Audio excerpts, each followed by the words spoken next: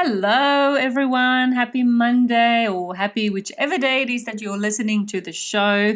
Episode 51 here, and it is a beautiful day here in Perth, WA. I hope that wherever you are, that you are having a great day, great evening, great morning. And today's a special episode because I've got a guest on the show. So that's super exciting. I always love having guests on the show. And if you'd like to be a guest on my show, you can just follow the link in the podcast description below. Now, today with me, I have Anita Anello. And Anita helps corporate women of faith in the tech industry who wants to break free of corporate life and develop a consulting business by providing spiritual guidance and support as they transition in a new phase of their career. She offers practical advice and resources to help them establish and grow their consulting business, such as tips for building a client base, setting rates, and finding a healthy work-life balance as they work towards their goal of working 20 hours a week while making 2 to 3 times their previous income. Now, it's my absolute pleasure to have Anita here today, and I cannot wait for you to listen into the conversation that I had with Anita. Anita's in Texas. I'm in WA, in Perth, and we felt like old friends connecting.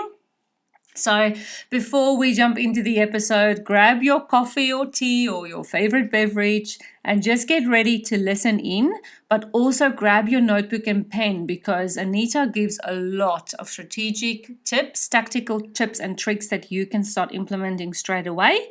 And at the end of the episode, please listen in. Anita also gives you a way that you can connect with her as she will guide you through if you're interested in also connecting with Anita as a corporate woman of faith who is looking to break free from the corporate environment. Let's jump in. I can't wait for you to listen. Leading as a woman is tough, but leading as a woman of faith is next level. However, it doesn't have to be that way. God has called you into this leadership role because He says you are worthy. You are His child, and if He qualifies you, who in this world can unqualify you? You might suffer from imposter syndrome and believe you're not good enough, but God says you are good enough. Hi, I'm Rika, Whelan, Christian leader and workplace culture coach, and together we're going to navigate leadership with faith as our foundation.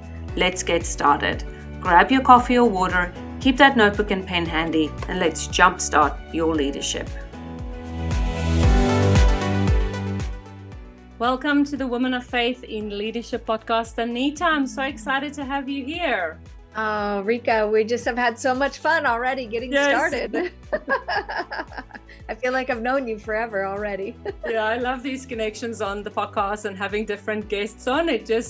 And I mean, you're in Texas, I'm in Perth. That is just worlds apart. And it's just so amazing that COVID has really just brought us all together in that space. So that's really awesome.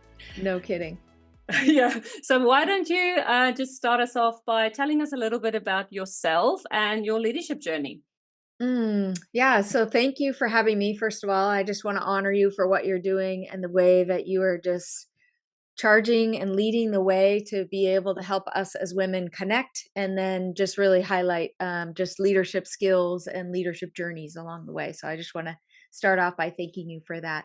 So my leadership journey started many, many years ago, even really before my faith kind of kicked in. I was an executive in the software space for a big global tech company. And part of my journey and part of the journey that I like to tell is I felt like I kind of climbed this corporate ladder and got to the top and was looking around going, is this it? Are you kidding me? I felt like I distinctly remember looking back on those years and feeling like I was kind of choked out because I felt like I was doing all the things to be quote unquote successful, but I was super unhappy. And so I went on a journey of unraveling a lot of just nonsense. And in that, I felt like God just met me and helping me to understand as a woman. So this is kind of what the way that I characterize it. I felt like I was so successful in my corporate job. I had the money, the title, the accolades, all the stuff that went around it. But in order to do that, I actually felt like I kind of took off all the female aspects of the way that God designed me, and kind of I was in tech, and so most of my counterparts, a larger percentage of my counterparts were male, and so I just kind of learned to act like them, be like them, like neck and neck.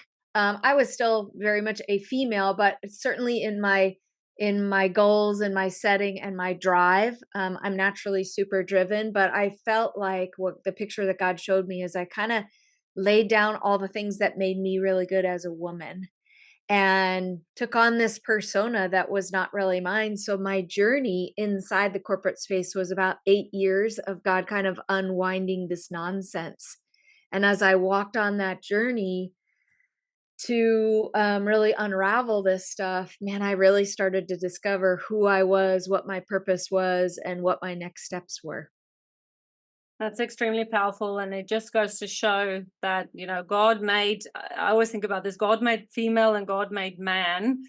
separately from each other. And those two shouldn't be confused because they're separate for Mm, a reason. So thank no you very kidding. much for sharing that. I think it's so valuable for our listeners as well to understand that in the corporate environment, it's always been male dominated. And that is just so powerful what you said about losing yourself.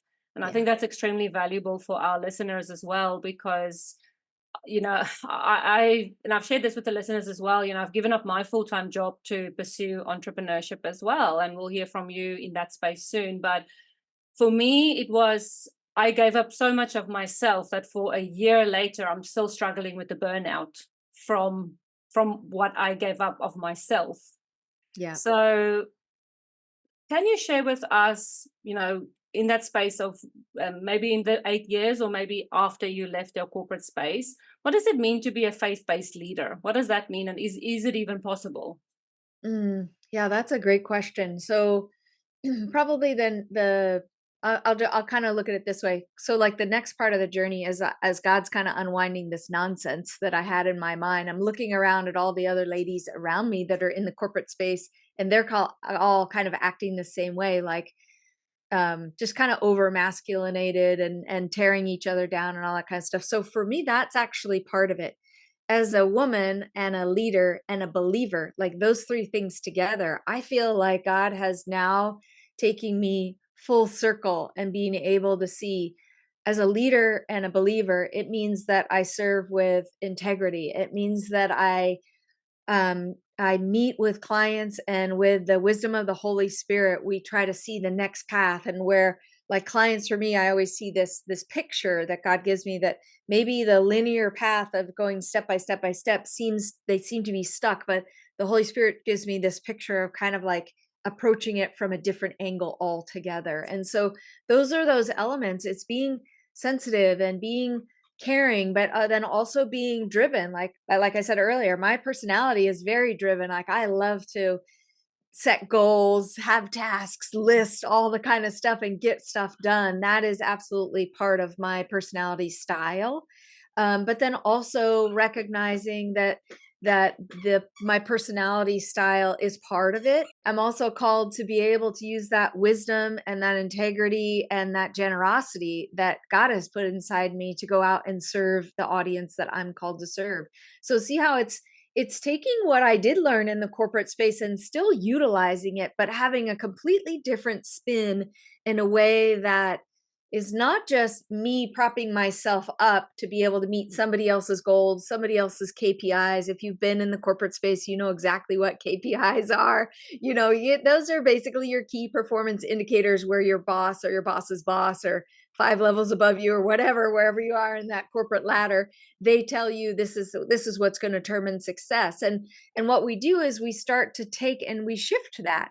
We shift that to show up differently. We shift that to be able to say, as a leader now in my own business, how do I lead a team well? How do I meet my clients well? How do I be able to serve in a manner that's not salesy or yucky or anything like that? And so you can see it's almost, I don't know, it's not like the opposite, but it is the opposite all at the same time. And I don't mean to say like I'm confused in that or anything silly like that. What I mean is that sometimes it's like it's the nuance of the way that God shifts us to see things through his mind.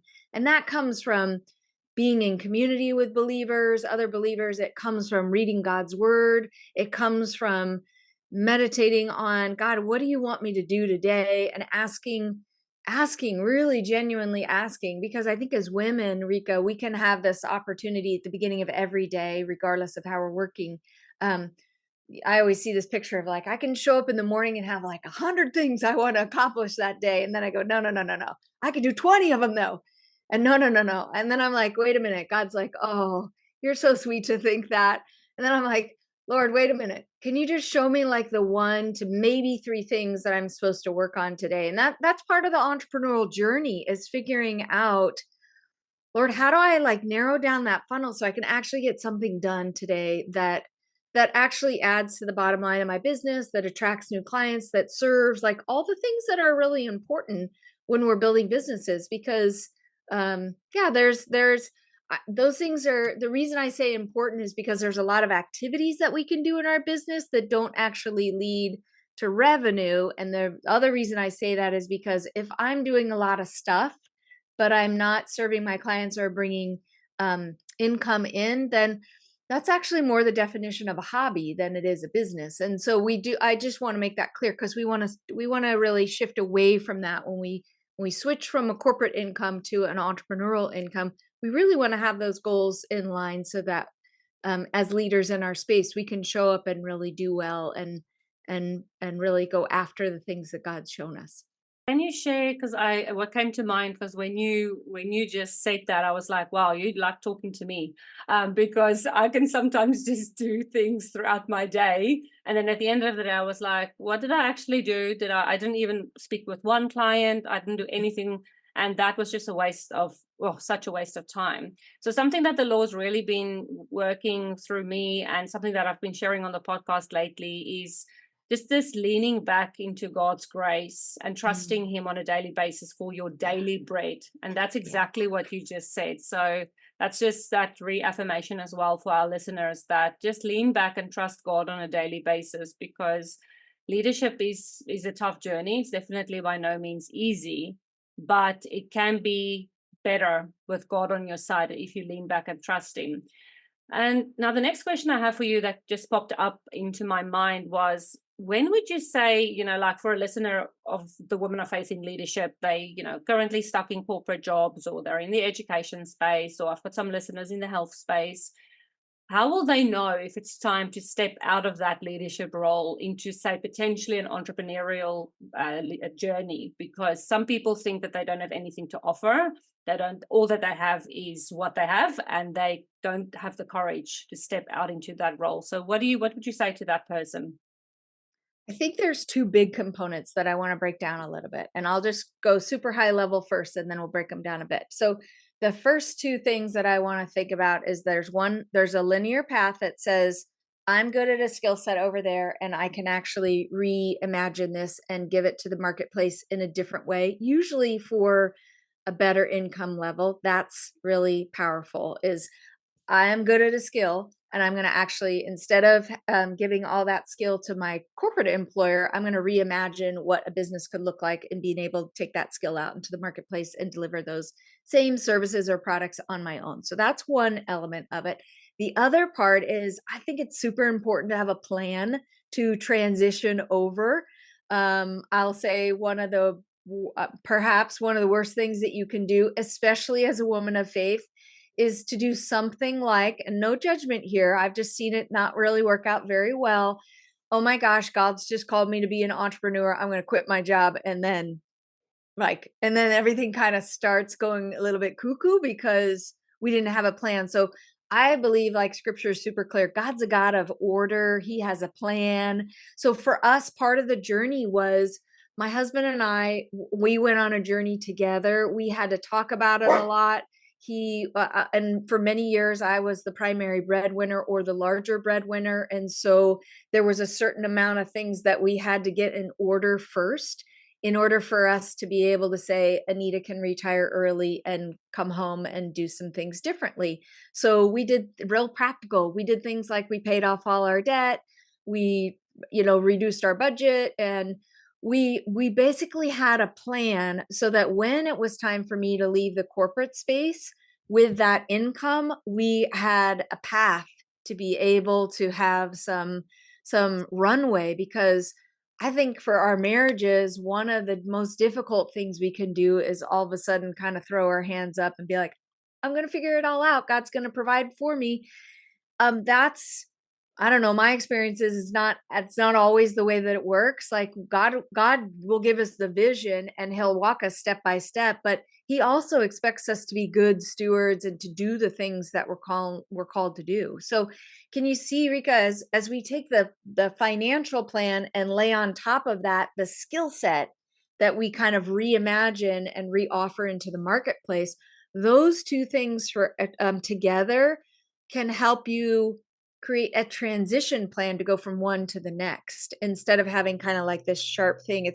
It's just really hard on the marriage. It's really hard on the household. It's hard on the relationships closest to you. It's totally hard on you. I know when I've been in places where I felt like I needed clients, ooh, that's a very different conversation. And it's kind of awkward and painful for everybody else. And for me, we don't want to be, I would never suggest that somebody kind of put themselves in that position. Now, sometimes it happens and we work around that. I mean, let's be clear. Sometimes it does work out that way and you figure it out, because, sometimes some of us, the just different personality styles, they'll say, well, when push comes to shove, man, I'm going to figure this out no matter what. So, and that's okay. The other part of that, if you hear what I'm saying, is you're acknowledging that there is a little bit of a framework, but you're also paying attention to what your spouse is saying. You're paying attention to what you're thinking and feeling and hearing from the Holy Spirit yourself. God's in the mix of that, and you're writing out a plan that works for you.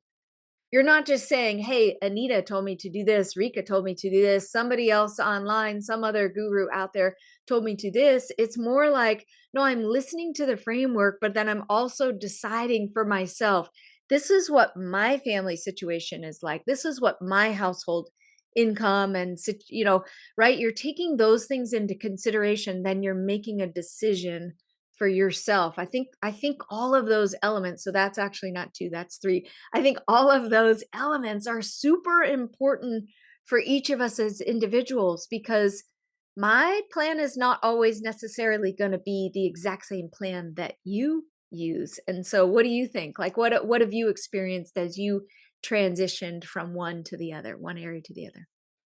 Yeah, thanks for asking. I think that there's a lot of value in what you've just said, because so before I left my full-time job, there was a 6-month period before that we had decided, okay, 6 months and then I have to leave, because for me it was uh, because of our daughter. So we have a daughter with autism, and it was becoming really tricky with all her therapy and with so many things going on.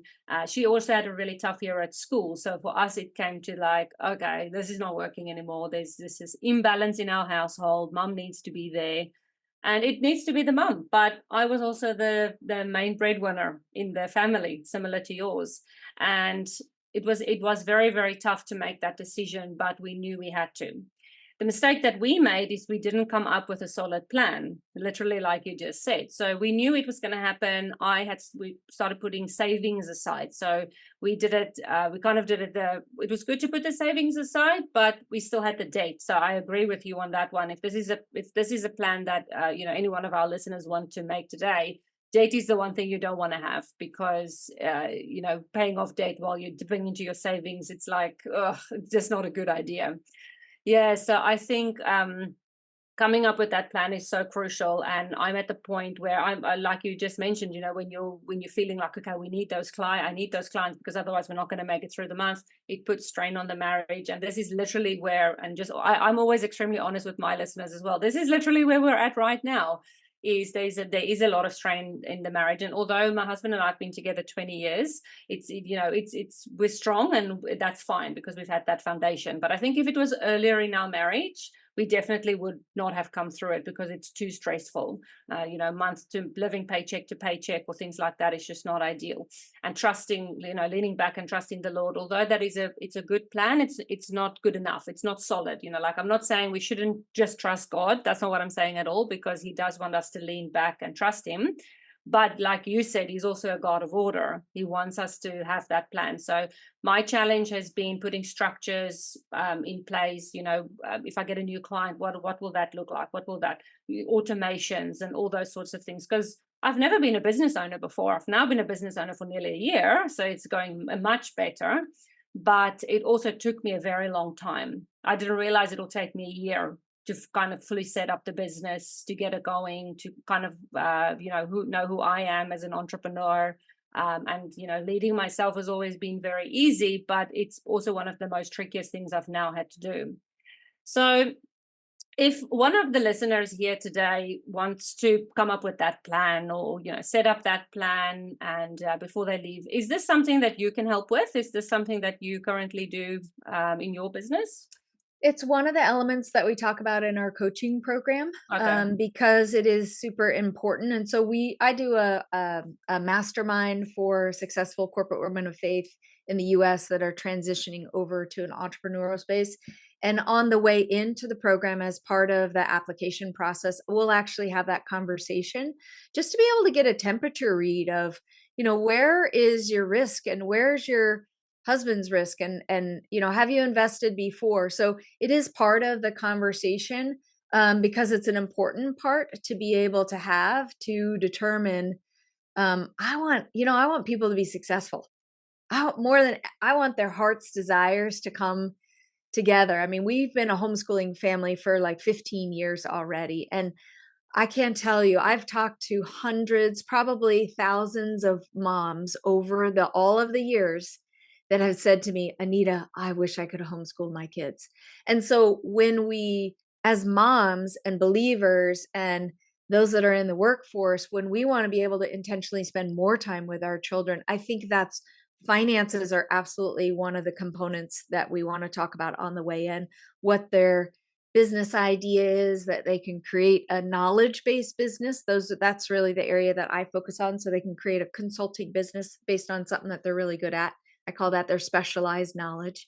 Um, and then being able to set up a system. Don't you just mention this, Rika? Like the process of starting your business and growing your business and getting clients, it's always longer than we think it's going to take. Always takes a little bit longer. And that's actually part of the journey. So embracing and recognizing, one of the things that I'll ask prospective clients is, like, talk to me about your journey. And I really kind of want to take a temperature read on what their tolerance for the journey actually is, because it is a journey. And when you go from, I've had a team and somebody handles all the tech for me, and on and on and on, all the things. And then you're doing that all yourself before you even have a team yourself, if that's your desire, right? You can absolutely be a solopreneur and you don't have to have any team. You can have, a whole bunch of freedom. That's awesome, right? Or you decide to have a little bit of team along the way. Wherever you land on that, that's actually kind of like our next level and some of the things that we do. And so we start talking about, now that we've got the income replaced and kind of the solidness of the business, then what do we do from there? And that's really like building systems and processes and automations and teams and that kind of stuff. Okay, that sounds awesome. And we will put any of your links where people can find you. We'll talk about that towards the end as well. That'll all be Yes. in the description where people can find you. I'm excited for the listeners to connect with you, because I think, if they're anything like me, which usually if you have your listeners, they're usually a previous version of yourself. Yes. Then this might be something that they'd be interested in as well. So for those women who are not interested at the moment into moving into entrepreneurship, or it's something that they're thinking about, I mean, for me, I started thinking about it about 5 years prior to actually Mhm. jumping in. I knew it was God was calling me to do something like that, but I wasn't sure what it looked like, or and then obviously when push came to shove, I just had to jump in and do it. But for those who are currently in their jobs, they're in those leadership roles, they're just looking at bettering themselves, doing lots of professional development, but there's just toxic behavior in their workplaces. And I Mm, mean, you've mentioned as well those behaviors, in particular females towards females. mm. What advice would you give them in terms of dealing with toxic workplace, or just those behaviors and getting through their day, basically? So I had an excellent VP that I reported to many years ago, still a good friend of mine, and he would always tell me, Anita, don't ever leave a job just because of a boss.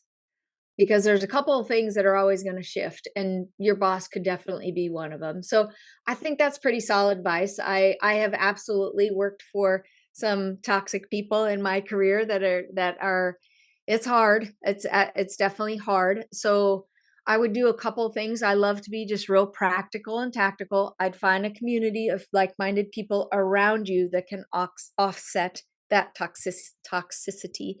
If it's possible for you to shift, if you're listening to this right now, like, I know she just said don't ever leave because of a boss. If it's so horrible that it's causing other stressors in the relationships that are most important to you or in your physical health, well, then move. Like, switch roles, switch companies, do something different to be able to shift. Like, that would be the time when I would say, yeah, don't stay there just because, somebody is being, I don't verbally abusive or just awful all the time. Like that, yes, there are times to be able to do that.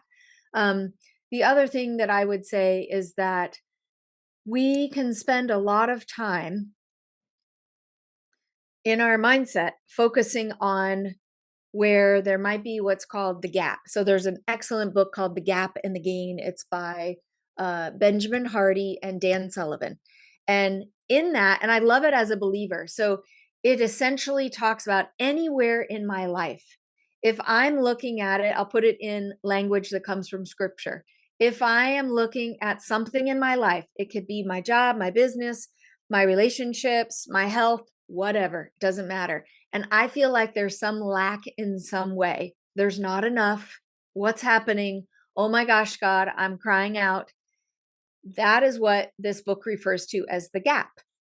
And then the flip side of that is the gain. So gain life. So it's two ways of looking at life. One is a mindset that says something's not good enough and it's not good enough all the time. And you can imagine how this can work its way out in all of your relationships and all areas of your life. And then there's another side of it that's called the gain. That's more like the abundance mindset that says, even though circumstantially, even though in the natural, this is a difficult situation, I have God that's going to be my source of everything. And I always know that there's something good that happens today. I know that even, let me get real practical on this.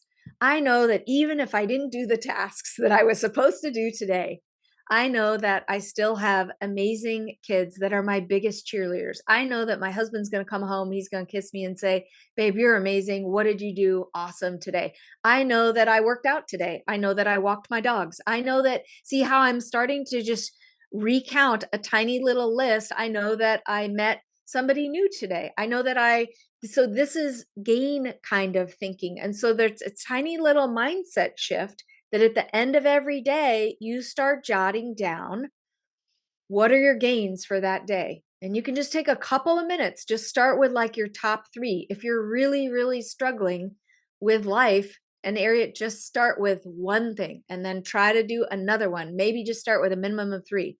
Maybe the exercise is only 15 minutes before you go to bed. In your journal, write down, this is what is good that's happened today. This is where I've gained. Okay. Then the next thing you're going to do is you're going to determine ahead of time, tomorrow, these are going to be the gains that no matter what, these are the goals that I'm going to set for myself. And in the gain, I'm going to determine for tomorrow what my wins are going to look like. That's really what we're talking about. We're talking about identifying the wins each and every day, kind of taking a journal record of those at night, but then determining the next day, okay, tomorrow I know that I'm going to get up and for me, I'm going to go and I'm going to do some Bible study. I'm going to do some exercise. I'm going to pray because then that's getting my mindset ready to go for the day. Then after that, I'm going to go boop, boop, boop, boop, boop. Okay. The thing is, when you write down your goals for the next day, no more than 3. So not 15, ladies, like, like we like to do. You just make it achievable. Then at the end of the day, your gain list can be as long as you want it to be. That's where you can go crazy. But see, when you start that cycle, and that's what the authors talk about, is shifting our mindset away from that gap and towards a gain that says, actually, I used to think that I don't know, my husband was the problem or something like that. And then I realized actually he's not the problem. It's my mindset that's the problem. You know what I mean? So it's slowly but surely what it does is it just shifts your mindset and what you're focusing on just a little bit every day. I like to call it like kind of like if you go to the chiropractor and it's like there's the tiniest little chiropractic shift can change your whole like the rest of your day. All of a sudden, like your neck works and your back works and all that kind of stuff. But think of it too with our mindset is that when we shift just a little bit of just like that, it totally changes the trajectory of where we're going to go. When we accepted Jesus, one little decision totally changes the outcome of our life, right? And so when we start shifting away from that gap thinking and towards the gain thinking, then all of a sudden life actually starts to change around us because we're focusing on something completely different. So that's just super practical. It's really high level. If you want to read the book, it's a phenomenal read, but read it and implement it. Don't just read it for academic sake, but have it be a tool that you use. This is one thing that I'll be honest, I've practiced it and then I've fallen off practicing it and it totally changes my outlook. And all of a sudden I'll be like, oh my gosh, I forgot to log what my wins are every day. Okay, tonight's the night. I'm going to get started on that again. It has been so helpful all the way to super powerful. That's amazing. And I think what came to mind when you said that is this is totally something that they can do with their teams as well. Oh, It's not yes. just something that you can do as a leader, but also with your teams. Because can you imagine the change of dynamic in the team if the team focuses on the gains versus the gaps? Because isn't that just the case? We're always focusing on the gaps. Yeah. So let me add one other thing. As entrepreneurs, we fall into this trap all the time. I set a goal. Let's just say it's a revenue goal. I want to make $100,000. It doesn't really matter what the number is. But if I don't meet the $100,000 of the goal, then I can think in my mind, oh my gosh, I was a failure. No, no, no. What you're doing in the gap and the gain, the other part that he's going to talk about in the book is you're tracking what progress you've made. So instead of saying the only goal is I'm only going to be satisfied, I'm only going to call myself successful is if I hit the number, hit the goal. No, but look how far you've come. What if in that journey to reach $100,000, whatever that looks like for you, what if you learned how to speak on camera? What if you learned how to show up and serve clients powerfully? What if you learned how to produce a podcast? What if in that process you took on one client, but instead of 10? See how this type of thinking is I'm tracking the progress that I've actually made instead of focusing on the gap. If in my income I was going to go all the way to 100,000 but I only made it halfway, then I'm going to think, "Oh shoot, I didn't do it. I'm not successful." But instead, well, but look what I did do. And you're tracking that part of the growth that you have. Like God calls us to be mature. And in that maturity, don't we know that as He's refining us, He's sanctifying us, He's growing, He's maturing us up? God doesn't look at us and be like, oh my gosh, Anita, I really had this in mind for you, but you fell short. God never even considers that. He's just like, oh, you're my daughter. You're amazing. As soon as you accepted Jesus, yes. It's all yes. It's all a victory from here. Every other gain that you make, Anita, I'm so proud of you. I was already proud of you. It's not based on your work systems or anything wacky like that. It's just that I already love you. But look at how excited I am. Like, I just think that's how the Father sees us. He looks down at all of us and goes, that's my kids right there. Look at what they're doing. They're going out and doing it. But sometimes as people, we get caught up in oh, but it's not enough. And God's like, I mean, at least, I don't know, for me, when I read my Bible, it doesn't say anything like that. He just says, He loves me. He loves me no matter what. And He's super proud of me no matter how I show up and what gets done. But He does call me to walk into things and He does call me to do certain things.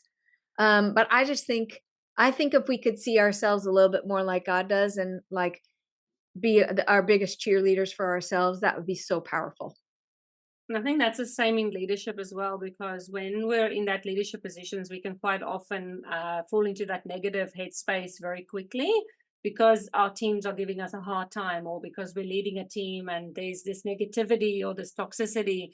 And if we can help our teams as well, because I think, a big part of leadership is influence and having that positive influence over our team, and just doing something simple as focusing on the gains versus the gaps, because the gaps, like I mentioned before, is where that toxicity comes in, because people are constantly focusing on each other's gaps. And instead of just looking at, okay, but what's the gain of that person? So I absolutely love that. My mind's blown. I think that's that was a great analogy. I love that. I'm going to pop that book, the link in the description below as well for everyone to go and have a look. I've not read that book, so you've just sold me. I'm even Yeah. going to go and read that book. Yeah. That's awesome. It's phenomenal. It's really good. Yeah.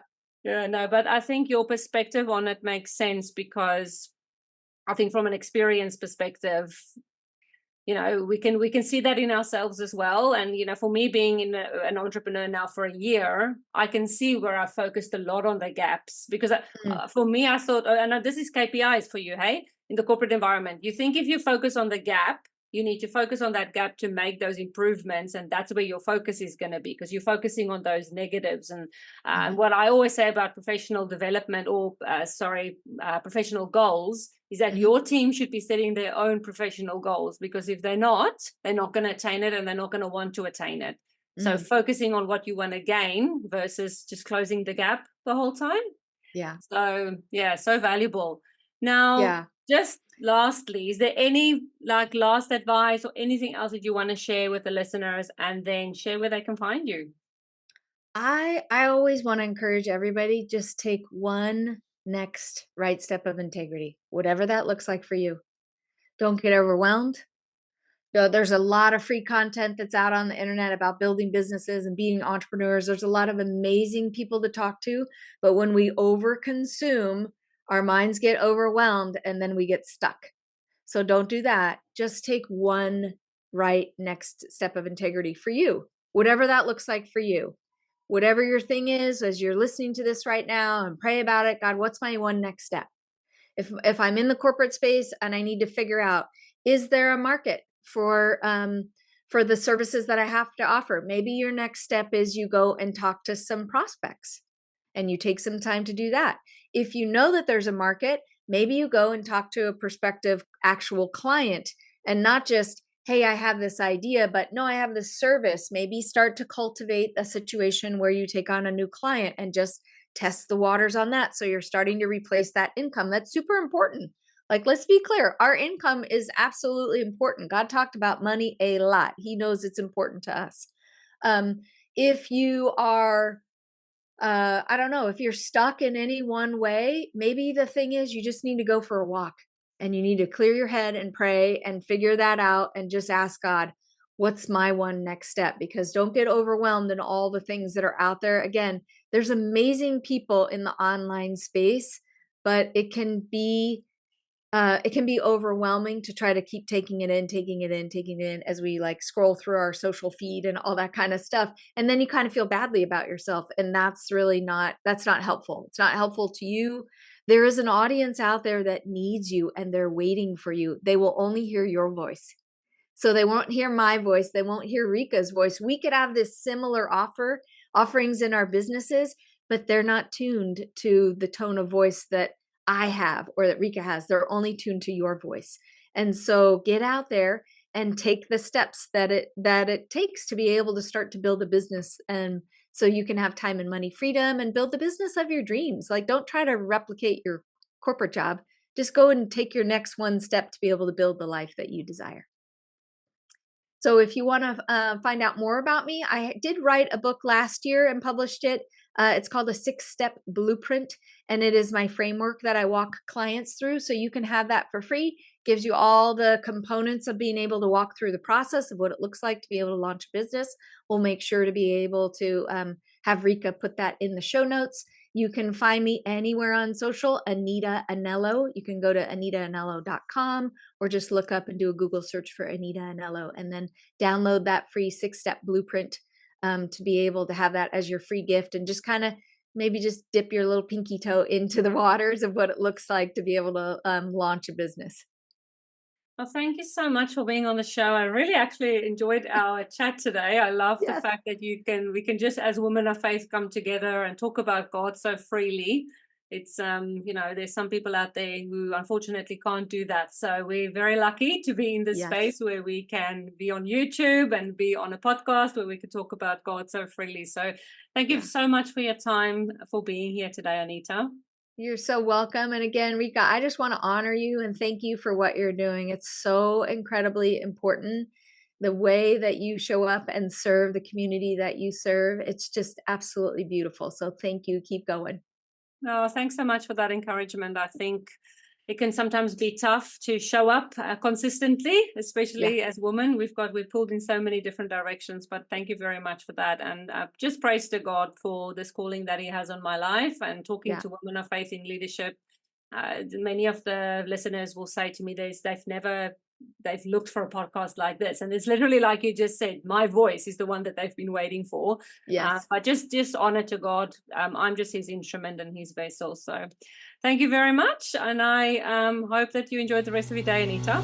Yep. You're so welcome. We'll talk to you soon. Talk soon. Bye.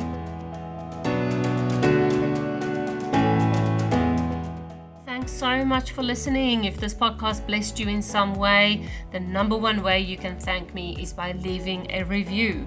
Your feedback means the world to me and lights me up every single time when I read it, and it makes me want to keep going. So please leave a review, and your review will also help other Christian women in leadership find the answers they are looking for. So whether you're on Spotify or Apple Podcasts, scroll down to the review section and leave that review. Then head over to womenoffaithinleadership.com and join our free Facebook community, and I look forward to engaging with you there.